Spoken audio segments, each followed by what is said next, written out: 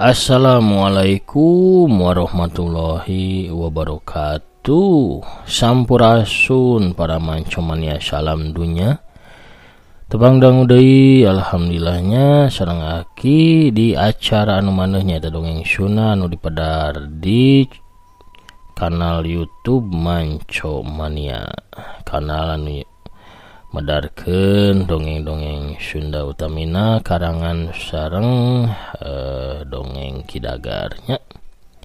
Pamirsa sadayana daramang alhamdulillah upami daramang manya mugi-mugi wae sadayana sarehat teras dipaparinan kesehatan lahir sinareng batinnya tetep dijembarkeun manahna digampilkeun sagala rupina oge ditebihkeun tina balaina amin ya rabbal alamin. Urang ngeureuh deui neraskeun hanca nu katunda dina jejer lakon mulang kapangkonan bagian anu ka-7. Kumaha lakon Dagar Kirupa si dalang dongengnya anu nuju uih ka Cimahi ke bumi ibu Ramana.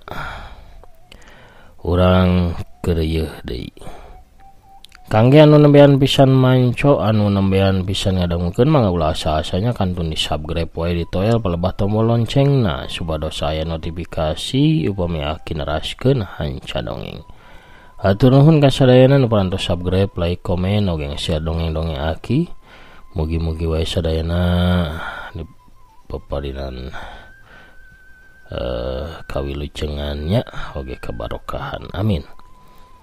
Urang keureuh dongengna urang amparkeun deui sama kabuyutanana atuh soraya cinteh sareng aya apem pamirsa. Mangga kaparayun sadayana prung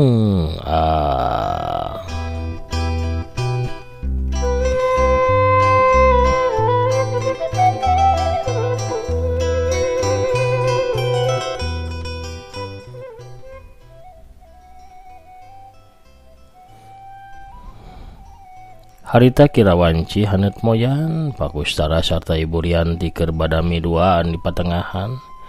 Nyariosna kadagarna bari tenang ulah bari emosi pak, cek Ibu Rianti kasalakina. Tenang bae kami ge ngarti, walon Pakustara nu ngobrol teu kebat sabab kadenge sora lengkah Dagar kaluar ti jero kamarna. Ka dieu Sep, cek Ibu Rianti ngageruan nu jadi anakna. Nya ka dia jang, ceuk Pakustara oge bari gugupay ka Dagar.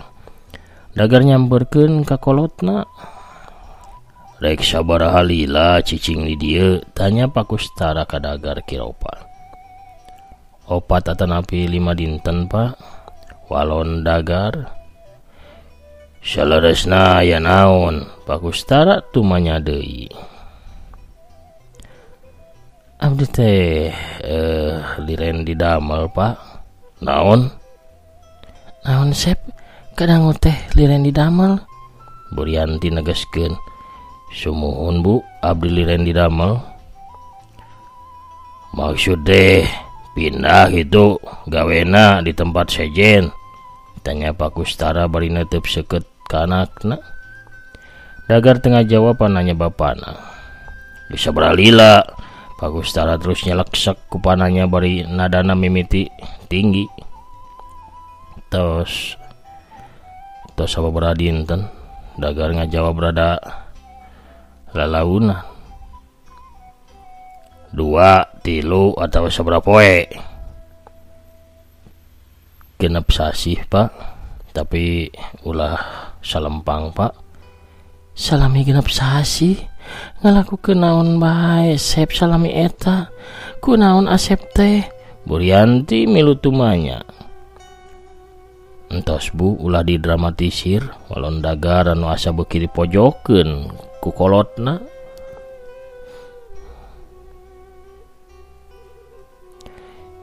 Ibu ngadramatisir nganggur salila 6 bulan ngaca ka itu tah beungeut geus siga pacandu narkoba kitu.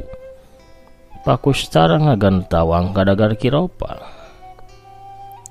Abdi angkat dinten ieu cek Dagar bari ngaleos di hareupeun kolotna. Dap Pak Kustara gegeroan ka Dagar Kiropa, Dagar malik ka Pak Kustara.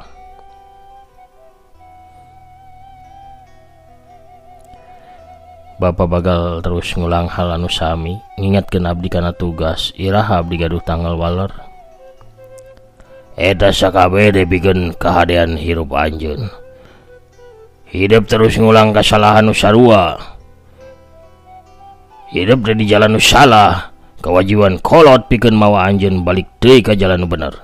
Cep Pak Kustara bari pepatah. Nuhun Pak, abdi beberes heula. Baba naon musuh anjeun ha? Teu perjogo kitu Pak. Musuh abdi mah diri abdi nyalira, hancurkeun diri abdi nyalira. Ya bener pisan, ayeuna anjeun nyarita sorangan, jalma teu boga masalah nyiptakeun masalah pikeun dirina sorangan. Sumuhun tegep Pak, super, cek Dagar bari ngangkat jempol duanana. Dagar muru ka kamarna terus ngajanteng hareupeun enteung. Kaluar tina dunya dongeng anjeun. Rek jadi naon anjeun ka hareup dongeng. Dagar ngomong sorangan ka dirina dina kaca. Sawaktu dirina teh ngucap dongeng manehna jadi ras inget Kaki Bajri, tukang dongeng anu tileutik dirina teh meh hampir unggal poe ngadatangan Ki Bajri pikeun ngadengekeun dongengna. Dagar lumpat muru ka tebeh kaler. Nu dituju tayalian tanggal Kiara Gede di Lembur Gombong, tempat nu baheula paranti diukna Ki Bajri lamun keur ngadongeng. Srog tepi ka tempat anu dituju, geus robah pisan kiwari mah. Loba nu dagang. Dagar nyampeurkeun tukang batagor anu umurna geus rada kolot. Punten Pak, abdi ngiring tumaros. Kapungkur teh aya aki-aki nu biasa calik di dieu tukang ngadongeng, ayeuna di mana nya? Ah, Ki Bajri itu aya incuna tuh. Somad ka dieu. Tukang batagor ngagerowan budak lalaki anu keur ulin jeung baturna. Budak lalaki anu digerowan somad nyampeurkeun. Naon Mang? Cek eta budak tumanya ka tukang batagor. Anderkeun si ayeuna nya ka bumi. Walai pendak sareng si Aki saurna tah. Cek tukang batagor ka budak lalaki. Mangga tuh, budak lalaki ngaleos lempang miheulaan. Dagar nuturkeun di satu kangeunana.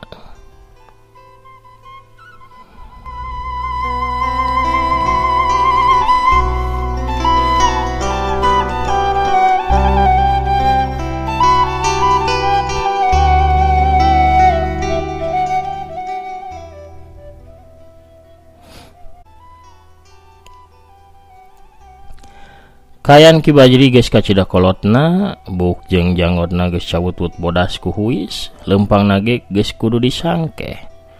Sajaba eta geus rada pikun deui, sanggeus diuk pahareup-hareup pok Dagar nyarita. Ki, caritakeun hiji lalakon. Abdi gaduh artos seueur. Dagar nyokot duit tina dompetna tuluy dikepeulkeun ka Ki Bajri.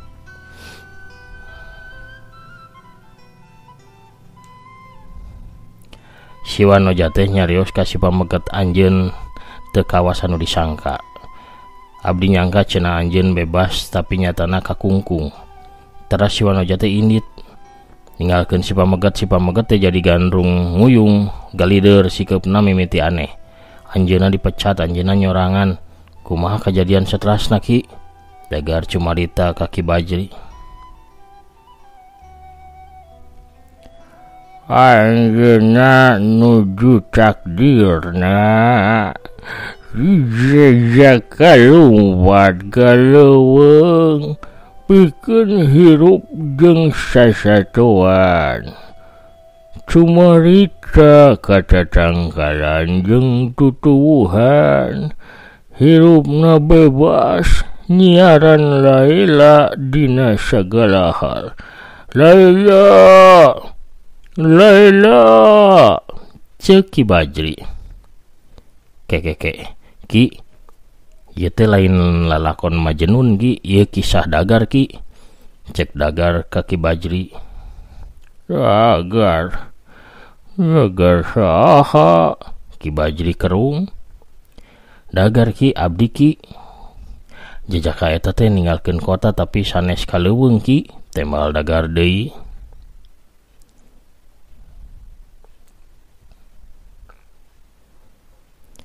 Pikeun si Jajaka sagalana nguciwakeun, jalma di sabudeurna teh nyangka gelo edan owah teu waras.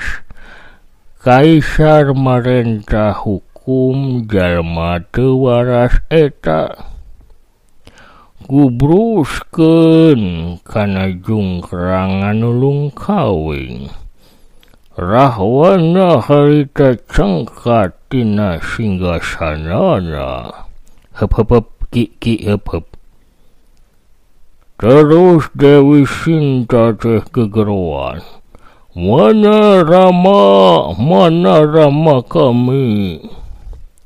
Ki Baji terus ngacaprak lalakon dongengna tambah pabelit ngawur. Sabab memang Ki Bajri geus rada pikun.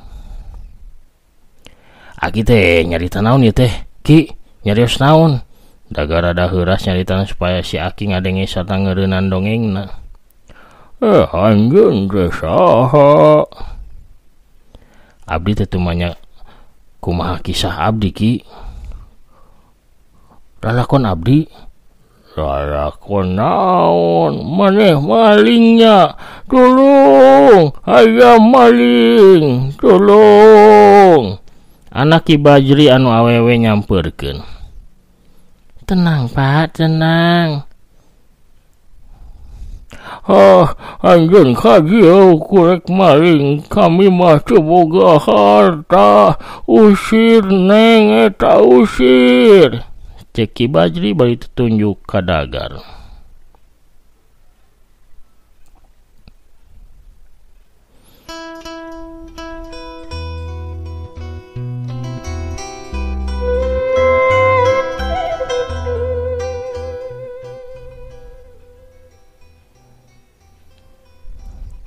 Punten nya Bapak teh tos pikun.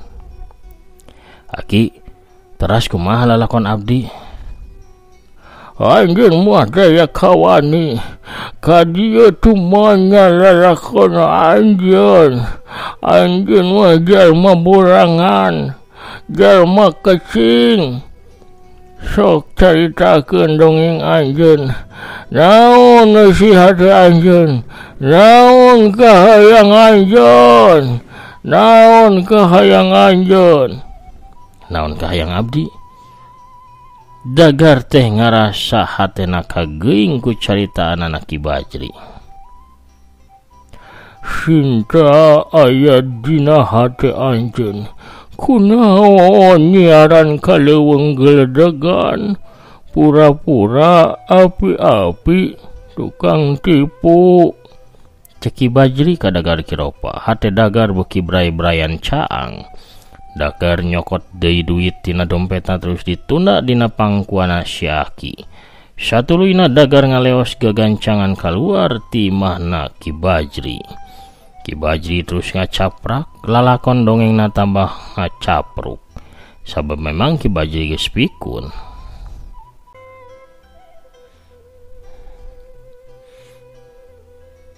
Hate Dagar teh guligah dirina asa digeuingkeun ku caritaan Ki Bajri. Naon kahayangna, naon tujuan dirina, nya kudu dirina nu nangtukeun. Bener caritaan Ki Bajri teh. Naon kahayang aing, naon tujuan aing, nya kudu diri aing anu nangtukeun sorangan. Bogoh ka anaya tapi gede ku kasieun, loba ka hariwang bari berat ku ego dirina, nya moal mawa bagja ukur tunggara nu bakal karandapan. Dagar ayeuna geus nangtukeun ka mana arah jeung tujuan hirupna, Bang Baluh geus asa longsong tina jero batina. Kabungah geus mimiti datang ngarubah kasedih satara satu genah anu salila ieu disidem dina jero dadana. Lumpat ti mah Ki Bajri bari surungah serengeh kawas budak anu geus pundung tuluy dibere cocoan.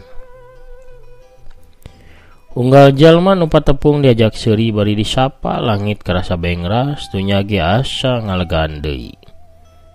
Balik ka imah geus liwat wanci tunggang gunung di patangahan Pakustara sarta Ibu Rianti keur dariuk.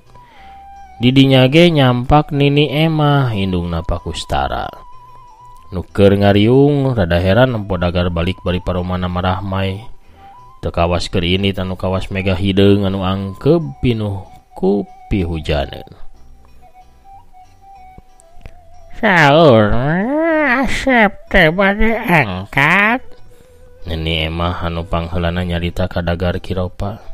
Teu janten ini akan ieu teh bumi pun bapa walon dagar bari seuri leutik.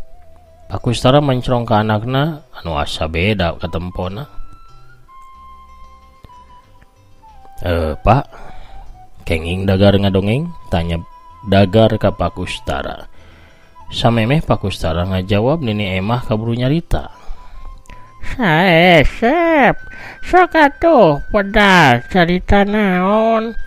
Nini Emah manisono sigana mah geus lila teu ngadenge dongeng. Sabab Nini Emah geus ngidinan, Pakustara teu bisa nolak dagar narik kursi leutik di pojok rohangan terus diuk di hareupeun anu tiluan, dagar narik napas panjang tuluy ngamimitian medar lalakon. Kocap kacaritakeun di mangsa zaman kamardikaan. Aya hiji lalaki anu nganjrek di wewengkon Majalengka, manehna milu bajuang ngalawan panjajah. Tapi pas balik ke lembur, harta bandana ludes jadi korban peperangan. Sebut bae si lalaki namina Hero. Hero kapaksa ninggalkeun Majalengka bari mawa kulawargana pikeun nyiar kahirupan anyar nu antukna nya tepi ka hiji kota leutik anu resik anu kasebut kota Cimahi. Hero anu tos janten jero 0 deui kudu banting tulang digawe di pabrik kayu. Santos aya modal ngabangun bisnis nyalira anu antukna tiasa ngadamel bumi anu endah. Teras dongkap putrana si Hero anu anyar. Digawe tekun ngembangkeun bisnisna, nyakolakeun anakna, tepi ka anakna jadi sarjana. Nambah kamar anyar di imah ditinggal kolotna, saterusna datang anakna si Hero anu katilu. Anjeunna nyobaan manajemen teknik digawe kantoran, nurut kasepuh tungkul bagja sarta sedih. Pas nyebut sedih dagar neuteup bapana ku sorot panon anu pinuh ku harti. Sakabeh anu manco caricing nungguan dagar nuluykeun caritana. Hiji waktu di tempat anu jauh pisan di antara hate jeung dunya, Hero urang mendakan rencangan. Rencangan teh tumanya kunaon anjeun unggal poe acara rurusuhan wae. Hero ngajawab, abdi nuju bersaing pami abdi kawon abdi maot. Maot emang bersaing jeung saha? Teuing teu apal. Teu apal tapi anjeun ngalakukeunana nya sabab kabeh jalma bersaing jadi kuring ge ngalakukeunana. Anjeun mah kawas robot.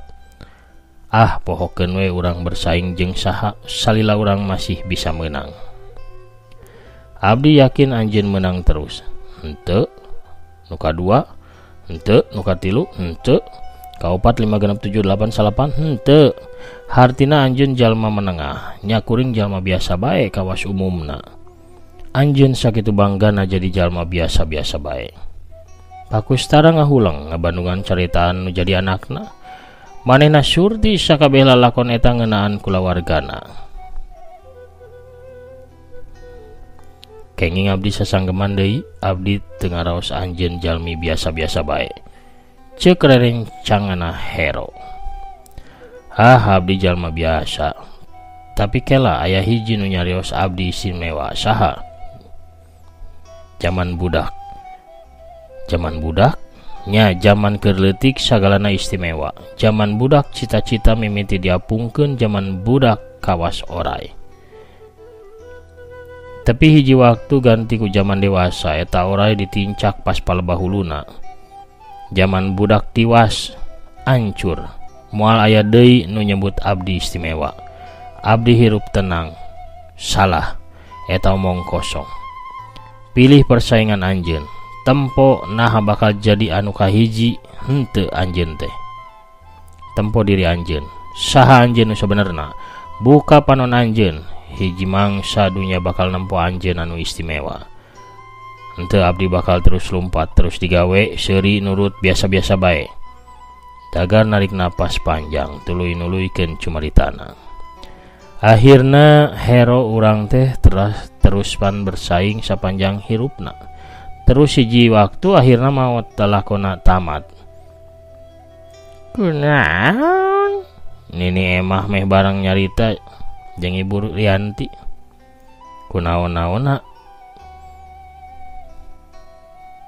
Jadi kumaha lalakon dongengna? Dagar netep ka Ibu Rianti sarta Nini emah. Nuduhan ngabetem. Dagar malik ka Pak Kustara. Kumaha Pak? Pak Kustara oge ngabetem.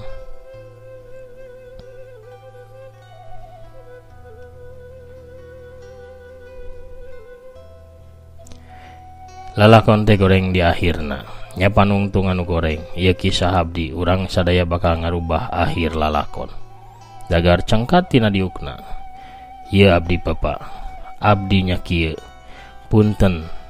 Matematika abdi teh awon. Hapunten. Hero panungtung teh panghadena. Hero favorit Bapa. Cek Pak Kustara cengkat tina diukna tuluy ngagabrug ka dagar kiropa.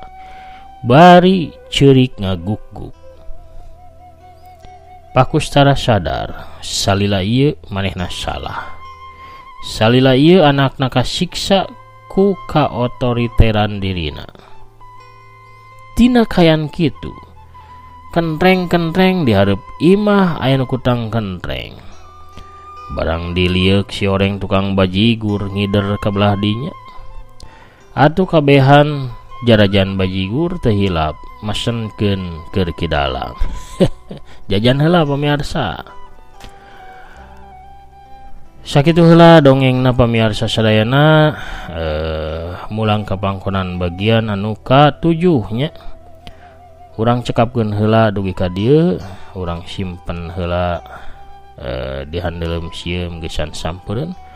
Tunda di hanjuang siang gesan alaeun urang samper di bagian anu kadalapan.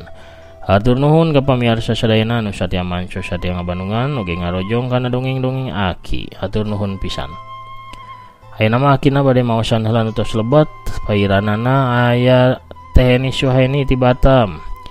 Manco hadir ki salam kawiljengan ka sadayana manco mania. Sumuhun Teh Neti Herlina assalamualaikum Bogor hadir mantap dongengna waalaikumsalam atur nuhun.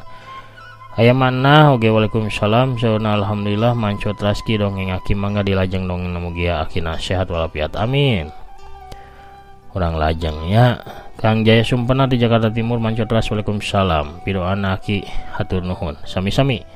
Waluya dongeng Sunda waluya ki Sunda waluya Kang Asep Suherman ti Bekasi oge hadir manco waalaikumsalam.